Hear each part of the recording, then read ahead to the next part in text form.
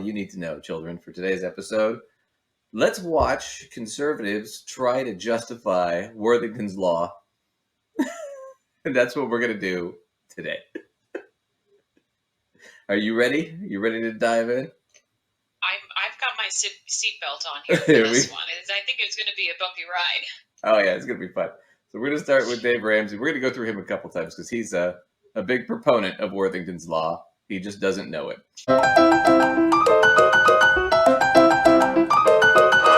Dave's going to tell you how you go from broke to wealthy. Several pieces of research out there that talk about that married people who are married versus single or versus shacking up, have a financial advantage. And the researchers have always called it the marriage advantage, that they tend to build more wealth than any other category. Researchers always called it the marriage advantage. Also tend to move... No. He made that up. Right. I kind of figured that much. Yeah. Plus, it's Christina Ellis. Here's a person who, for as smart as she is with her master's degree and everything, she just, what a waste of talent and education. I'm sorry. As a category, not it's a generalization, but I mean, in other words, there's exceptions within each category. But they also tend to move faster in their incomes and their careers. And researchers have long tried to figure out what is causing that exactly, but they call it the marriage advantage. That it's to your advantage. They don't call it that. I know, but what is the cause? What is the cause? We're going to find out. Okay. We should do this segments with Dave where he reads this stuff and just call it Grandpa Reads the News and tries to understand it.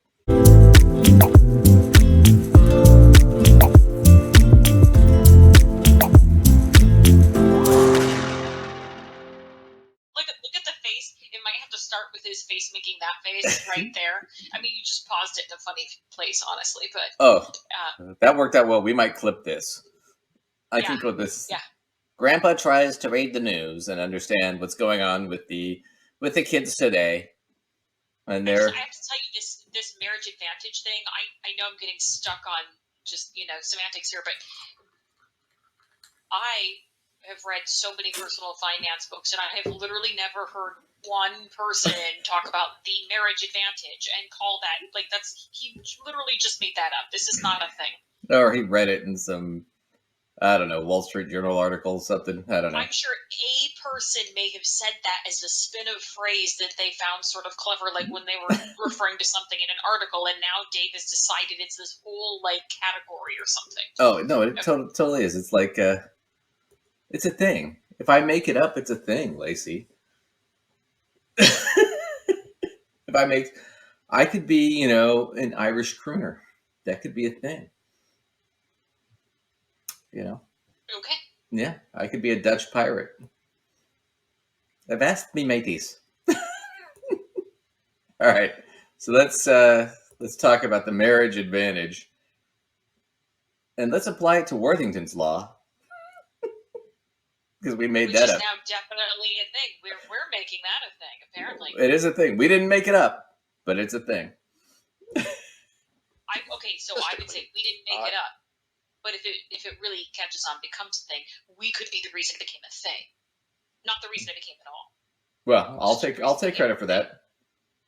Yeah, maybe we could get David Cross or Bob Odenkirk to call us. That'd be fucking awesome, wouldn't it? Right? They can come on and so hey, if you guys are watching, if you want to come on our super awesome show that has really big budget, you can come on and explain Worthington's Law yourselves. Yeah. Worthington's Law. You guys are, I'm all for it. As far as wealth goes, income and wealth in general, to be married. Wall Street Journal comes out today with yet another study. Moving in together doesn't match the financial benefits of marriage, but why? A walk down the aisle can be a route to greater wealth and prosperity for couples in the U.S. Married people have higher net worths and are more likely to be homeowners than their unmarried counterparts their age. Because there are two of them. And all of their stuff. This is not rocket science. you cannot possibly tell me that they went, oh, we're going to compare it to single people, so we're going to take this married couple, take their net worth, divide it by 2 to make it balance out to one human being that we're comparing them to. Oh, no. This is the stupidest thing I've ever heard. Well, and it gets worse. It gets back to the point we were making earlier. And you're watch him. This is why I picked this clip, because oh my gosh, you get to watch him trip right over his own. You knew. I think there's a vein in my forehead that you're going to start seeing, like showing you my heartbeat. You're going to be able to count like the beats per minute from my forehead. All right, audience, if you can tell me how many beats per minute I get from my forehead veinery, just put it in the comments below. If Lacey has a panic attack, then I guess I'm on the hook for the medical bill on this one. Yeah. Oh, it gets better. Median net worth for cohabitating checking up couples age 25 to 34 was $17,000, a quarter of that of $68,000 married couples of exactly the same age range. So 25% of the net worth of a married couple on average, according to data from the Federal Reserve Bank of St. Louis. For singles, is $7,300. Over the past 2 decades, Americans are moving in together at higher rates, and the share of U.S. adults who are currently married steadily declined from close to 60% in the 90s to under half in 2019, according to Pew, who did the research. Over the same period, the share of adults 18 to 44 living with a partner climbed to 59%. Many young couples now approach marriage as a capstone event.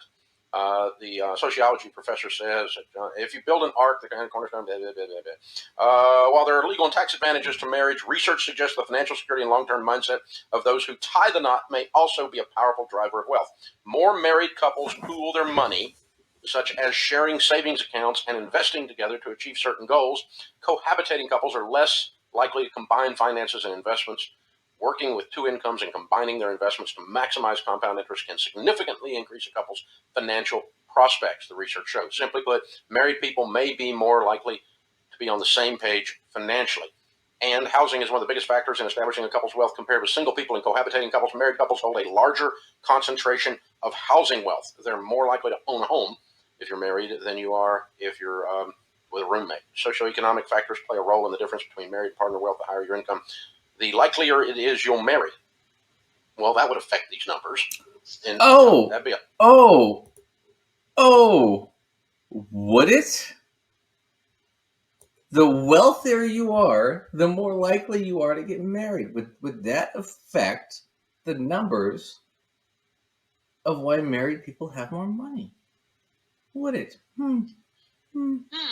Okay, so if people with more money are more likely to get married, they also started with more money.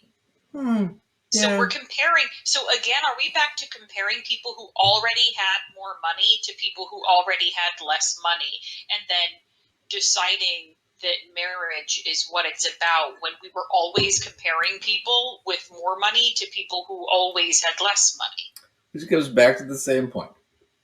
We're comparing different circumstances to each other. These people, they're married people tend to have more money. Well, but poor people tend to not get married. Oh, so marriage isn't the factor here. Poverty is. So really, the whole thing might be reversed. Right. Or this guy screwed up because he's an addict and he lost his money. Well, is that because he's a bad person or he made stupid decisions? Or is that because he had a genetic problem? Or here's a black guy who made it out of the hood. The hood, right? As where none of his friends did. But he did it. How did he do it? Was it because circumstance convened in his favor? So what it comes down to is there's 2 points that always comes down to. It's either, and this is statistical. It's not universal, but it's statistical, right? Your situation is either part of your circumstance or it's some sort of character problem with you. And we know factually that circumstance is the biggest cause, not character. But if we believe Worthington's law, like Dave does, it can't be that, because if that were the case, Dave didn't earn all of his shit through merit. He got lucky. But we can't say that. We can't admit that. It's the same thing we go through with their studies about, well, millionaires. Most millionaires didn't inherit their wealth. Yeah, but how much of their wealth was given to them? How much of that was because of who their parents were or who they knew? Yeah, that's such an important point and interesting point at that, because inherited translates into somebody died. Well, if your parents are still alive, but they paid for your entire college education and gave you a car to go there from, and so you didn't have to take a car loan or get into any debt for going to college or having a car or getting the books. Helped you start your business. Gifted you the down payment of your first home, or part of it, right? Right. Maybe you were able to start putting money into your IRA even when you were in college, because everything was paid for, so you could just stick some money in there, right?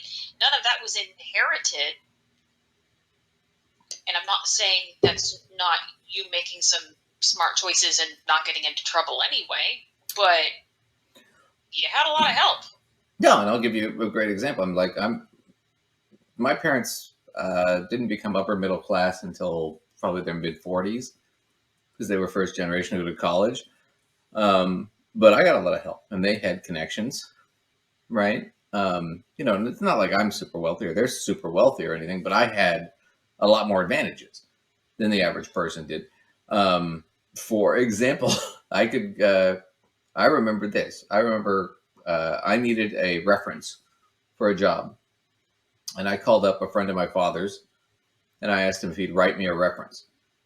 And he wrote me this 2-page reference, which was ridiculous, talking about, this is an exceptional young man. You'd be stupid not to hire him. He's incredible. I mean, he basically said I could move mountains with my mind, kind of. I mean, literally over the top, kind of. And I actually, when he gave Yoda. Yeah, well, he wrote it and he printed it. His secretary printed it out and they gave it to me, and I was like, "It's like that. Don't you think that's over the top?" He's like, "Yeah, but they'll appreciate that because they'll realize, oh, this kid is well liked. He has connections. It'll sell you." Yeah, it's supposed to be ridiculous for that, but I wouldn't have known that at 19. Right. But how many 19-year-olds could just pick up a phone and call and get that? And from somebody that had an impressive sort of job, and yeah, he was a very wealthy lawyer. Yeah, most 19-year-olds are maybe looking for one of their old high school teachers, which is probably going to be able to give them a pretty good one because they've gotten used to writing them, right? But they're not going to have the context or the resources to be able to call up some a high paid attorney that's probably known reasonably in the area and that sort of thing. Yeah, and owns his own business and his own firm and does whatever the fuck he wants. Yeah, no, it's a completely different thing. But that's a huge advantage that I had at 19. That I don't know anybody else in college that I knew, maybe a couple guys that would have something like that. And to be fair, they were all guys. They were all men. I didn't know any women that would have had that. Meanwhile, when I was 19, when I needed to try to get a reference letter for some sort of position, I was looking around at coworkers I had next to me because I couldn't ask one of my bosses for it because then they'd know I was looking for something. So I couldn't use someone like that who had a position. So I'm just looking at people who basically did for a living what I did for a living, poking my neighbor and being like, "Hey man, can you write this thing for me?" I mean, that's what a lot of people do if you don't have this sort of extra advantage, Yeah, well, people knock it, but the boys' club is a real thing. And it screws over women and it screws over a lot of minorities. Mm-hmm. But it's real. It's a real thing. But I want to go back to Dave real quick because Dave skips right over that. Okay, so it's more likely people who are married tend to have more money, but people that have more money tend to get married. Right? Mm-hmm. But he can't acknowledge that. So he's going to go back to Worthington's Law, which is, well, it must be because wealth is more powerful. Right there, and showing the advantages of marriage. And I think the couple that just did the debt-free scream, they're a perfect example of this data and how it can be effective. I mean, in their story, they're talking about how they got on the same page. They set goals. They set a why. And they really learned to work together. I think a lot of people who are just cohabitating, they're not having those conversations. They're not getting into, shared goals and a shared mindset of really attacking their finances. Well, people who just live together, they don't actually talk. And this is fairly easy to extrapolate into this conversation. That's actually enough of that one, because